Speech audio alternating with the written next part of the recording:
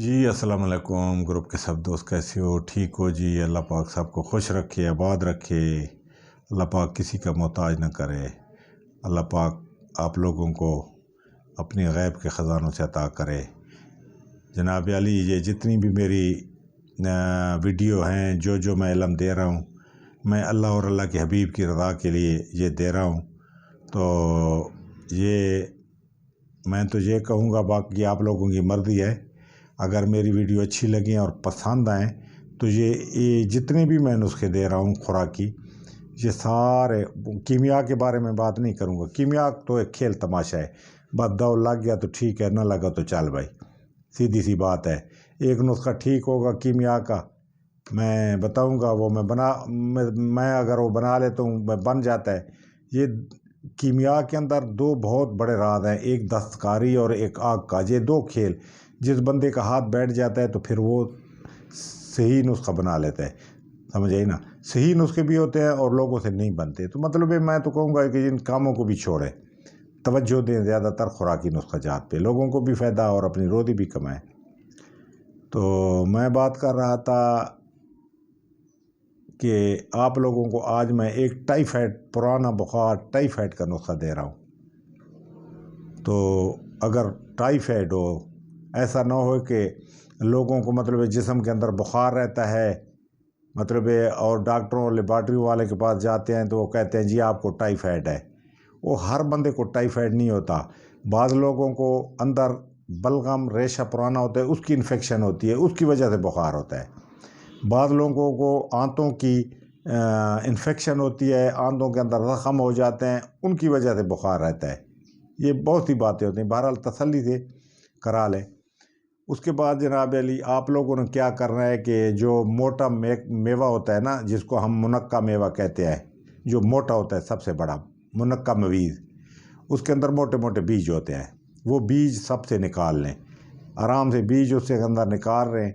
और खाकसी कलां एक बूटा है, एक तो होता है ना सरसों, एक होता है तारा मीरा, एक तोरिया, एक अपना होता है मतलब राई। ये ना, ये चीज़ें नहीं है, उसको कहते हैं खाकसी कलां। उसका जामुन की तरह मतलब ये फूल होता है, और ये पहाड़ों में और वीरान जगहों पे कुदरती होता है। सॉरी। तो उसका बीज पंसार से मिल जाता है खाकसी कलां के नाम से, वो ले लें और उन मुनक्का के दानों में वो बीज भर दें, जितने जितने भी हैं उनको बंद करके रख दें। जो मरीज़ है उसको 8-10 दाने सुबह खाली पेट खिला दें, 8-10 दाने शाम को खाली पेट खिला दें। ये 15-20 दिन खिलाएं इंशाअल्लाह। और उस मरीज़ को ग़िज़ा जो है ना, बिल्कुल चूरी और आटे की तरह, ख़ास कर कद्दू का शोरबे में दिया करें, तो इंशाअल्लाह मरीज़ ठीक होगा और कभी फिर मोरका और टाइफाइड की उसको शिकायत नहीं होगी।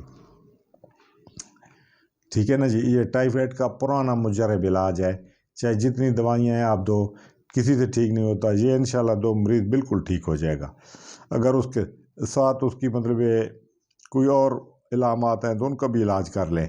हड़ताल को दंती का मतलब ये मैं नुस्खा दूंगा इंशाअल्लाह, वो बुखार के लिए बनाना, वो साथ बुखार उतारने के लिए सुबह शाम देना, तो इंशाअल्लाह अल्लाह पाक खैर करेगा।